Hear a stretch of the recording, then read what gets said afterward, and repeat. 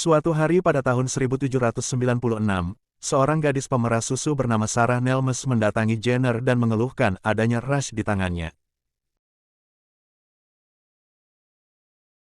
Jenner lalu mengambil materi rash yang diketahui sebagai penyakit cacar menular pada sapi tersebut, cacar sapi atau cowpox, dengan pisau tajam dan memindahkannya ke lengan James Phipps, seorang anak tukang kebunnya yang berusia 8 tahun. Akibatnya, Phipps terkena cowpox, tetapi segera sembuh. Jenner lantas mengoleskan materi dari luka cacar smallpox, variola, penyakit mematikan yang mewabah saat itu, ke luka yang dia buat di tangan Phipps. Sebagaimana dugaan Jenner, Phipps tidak terkena cacar. Sesuatu yang berasal dari Phipps telah melindungi Phipps. Setelah percobaannya sukses, Jenner kembali melakukan percobaan sebanyak 23 kasus yang sama, termasuk kepada anak lelakinya yang berumur 11 bulan. Semua detail penelitiannya dia kumpulkan dalam buku An Inquiry the Causes and Effects of the Variolae Vaccinae.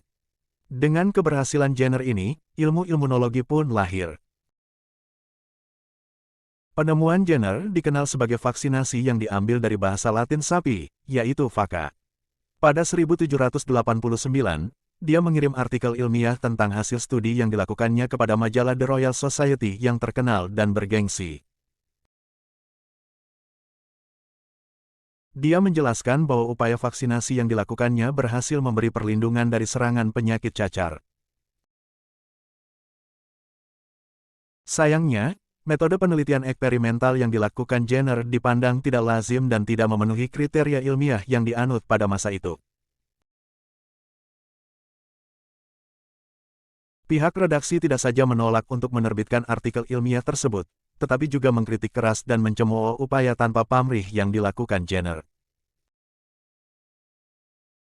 Penolakan itu tidak saja menunda upaya pengendalian penyakit cacar yang dinantikan oleh banyak orang, tetapi yang lebih mengenaskan, telah membiarkan lagi banyak korban yang tak berdosa terbunuh. Peristiwa ini tercatat untuk sekian kalinya dalam sejarah tentang arogansi ilmiah yang membekap manusia dalam kejumudan. Selama berabad-abad, pada ilmuwan belum mampu membuka tabir misteri pengendalian penyakit cacar. Para ilmuwan itu seakan tidak merasakan dan tidak sensitif terhadap derita orang banyak.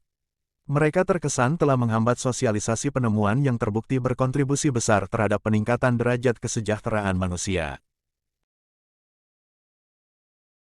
Namun, Jenner tidak menyerah. Sebagai seorang penemu, Edward Jenner layak diteladani. Kemauannya yang keras, semangatnya yang tinggi, dan tak kenal menyerah. Ia telah didedikasikannya bagi sebuah keyakinan terhadap peningkatan derajat kesejahteraan umat manusia selama berabad-abad berselang. Ratusan tahun sejak momentum keberhasilan Jenner, vaksin telah digunakan untuk terapi berbagai penyakit. Louis Pasteur mengembangkan teknik vaksinasi pada abad ke-19 dan mengaplikasikan penggunaannya untuk penyakit antraks dan rabies. Dengan vaksin pula, beberapa penyakit besar yang melanda umat manusia dapat dikontrol atau dibatasi penyebarannya. Organisasi Kesehatan Dunia, WHO, mencatat beberapa jenis vaksin pertama yang digunakan manusia,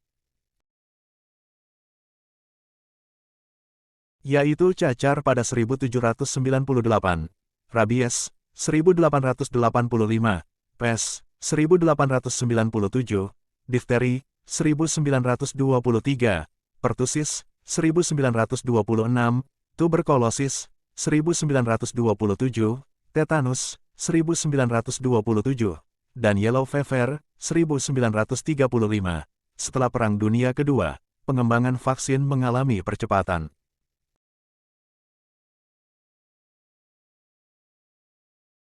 Vaksin polio suntik pertama diaplikasikan pada manusia pada 1955, lalu polio oral, 1962, campak, 1964, mumps, 1967, rubella, 1970, dan hepatitis B, 1981.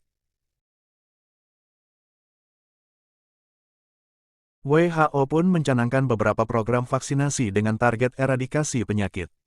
Untuk cacar, penyakit yang sejak awal mencatat sejarah vaksinasi, kasus terakhir terjadi di Somalia pada 1977. Sementara penyakit polio, ditargetkan WHO teradikasi 2000. Meski target ini tidak sepenuhnya tercapai, tetapi eradikasi hampir dikatakan berhasil. Berikut ini merupakan kata-kata bijak dari Edward Jenner yang menginspirasi kita.